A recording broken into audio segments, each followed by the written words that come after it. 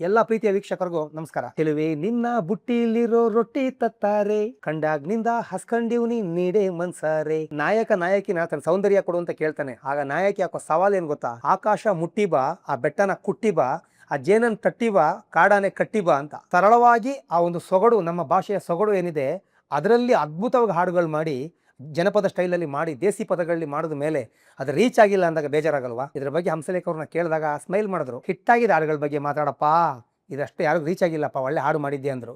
ಒಳ್ಳೆ ಹಾಡು ಮಾಡಿದ್ದೆ ಅಂದ್ರಲ್ಲ, ಅಷ್ಟು ಸಾಕು. ಅದನ್ನ ರೀಚ್ ಮಾಡಿಸೋದೇ ನಮ್ಮ ಕೆಲಸ. ತುಂಬ ಜನಗಳಿಗೆ ಗೊತ್ತಿದೆ, ಆದರೆ ಎಲ್ಲ ಜನಗಳಿಗೆ ಇದು ಗೊತ್ತಿಲ್ಲ. 1991 ಬರೋ ಸಿನಿಮಾ ಅನಾಥ ರಕ್ಷಕ, ಜನಾರ್ದನ್ ಟಿ ಅವರು ಇದಕ್ಕೆ ನಿರ್ದೇಶಕರು.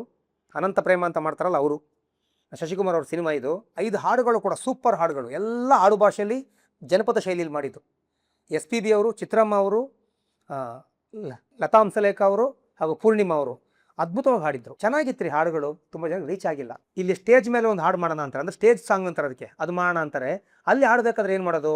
ಹಾಗೆ ಹಂಸಲೇಖ ಅವರು ಪ್ಲ್ಯಾನ್ ಮಾಡಿ ದಿನನಿತ್ಯದ ಒಂದು ಕೆಲಸಗಳನ್ನ ನಾವು ಹೇಳೋಣ, ಹಾಡಲ್ಲಿ ಹೇಳೋಣ. ಸಖತ್ತಾಗಿದೆ. ಮಧುರ ಸಮಯ ಅಂತ ಒಂದು ಹಾಡು ಮಾಡಿದ್ದಾರೆ, ಸೂಪರ್. 91 ಇಸ್ವಿನ ಬಳಸ್ಕೊಳ್ಳೋಣ, ಅಂದರೆ ಈ ನಾವು ಏನು ಹಾಡು ಮಾಡ್ತಾ ಇದ್ದೀವಿ, ಯಾವ ವರ್ಷ ಆ ಸಿನಿಮಾ ಬಂದ ವರ್ಷ ಅದು, ಆ ಇಸ್ವಿನ ಬಳಸ್ಕೊಂಡು ದಿನಚರಿಯ ಒಂದು ಹಾಡು ಮಾಡೋಣ ಅಂತ. ಅದು ಸಖತ್ತಾಗಿ ಮಾಡಿದ್ದಾರೆ. ಅದು ಮಧುರ ಸಮಯ, ಮಧುರ ವಿಷಯ, ಮಧುರ ನಗೆಯ ಮನದ ಒಳಗೆ ಶಶಿಯ ಉದಯ ಅಂತ.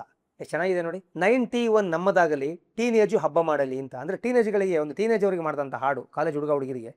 ಎಸ್ ಪಿ ಬಿ ಅವರನ್ನ ಹೆಂಗೆ ಹಾಡಿದ್ದಾರೆ ಅಂದರೆ, ಆ ಸ್ಟೇಜ್ ಮೇಲೆ ಎಸ್ ಪಿ ಬಿ ಬಂದು ಹಾಡ್ದಂಗೆ ಇದೆ ಅದು, ಅಷ್ಟು ಚೆನ್ನಾಗಿ ಹಾಡಿದ್ದಾರೆ. ಇದರದ ಒಂದು ರೆಕಾರ್ಡಿಂಗ್ ಎಲ್ಲ ಆಗೋದು, ಅಂದರೆ ಇದು ಕಂಪೋಸರ್ ಟ್ಯೂನು ರೆಕಾರ್ಡಿಂಗ್ ಎಲ್ಲ ಆಗೋದು ಸ್ಟುಡಿಯೋ ಪ್ರಸಾದಲ್ಲಿ. ಎಸ್ ಪಿ ಬಿ ಅವರು ಪ್ರಸಾದ್ ಸ್ಟುಡಿಯೋ ಒಳಗೆ ಬಂದು ಹಾಡ್ತಾರೆ, ಆದರೆ ಸ್ಟೇಜ್ ಮೇಲೆ ಹಾಡ್ದಂಗಿದೆ.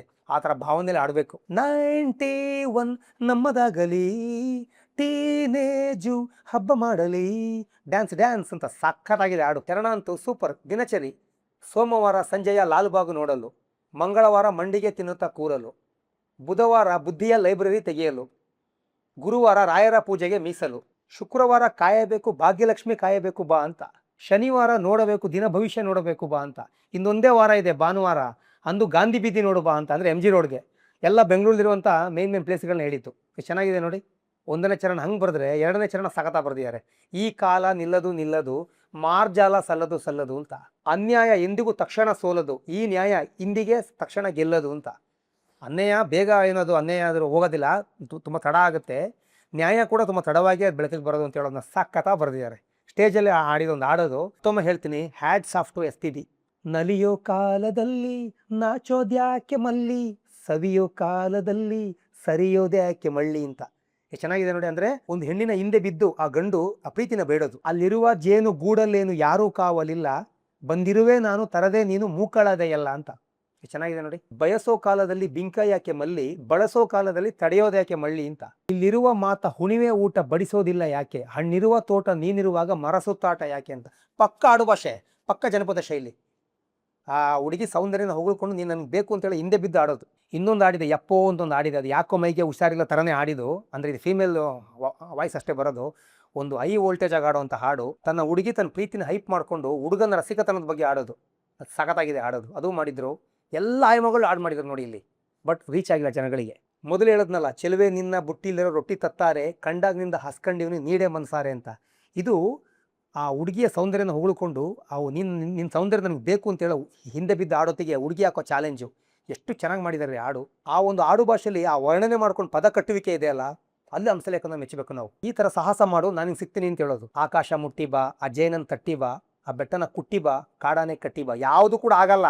ಅದು ಮಾಡಿದ್ರೆ ನಿಂಗೆ ಸಿಗ್ತೀನಿ ಅಂತ ಹೇಳೋದನ್ನ ಆ ರೀತಿ ಹೇಳಿತ್ತು. ಜಾತ್ರೆಯಲ್ಲಿ ಟೆಂಟಿನಲ್ಲಿ ಹುಡುಗರ ಜೊತೆ ಕೂತು ಅರ್ಧ ಬಟ್ಟೆ ಉಟ್ಟ ಚಿಟ್ಟೆ ಕುಂತ ನೋಡಿಲ್ವಾ ಅಂತ.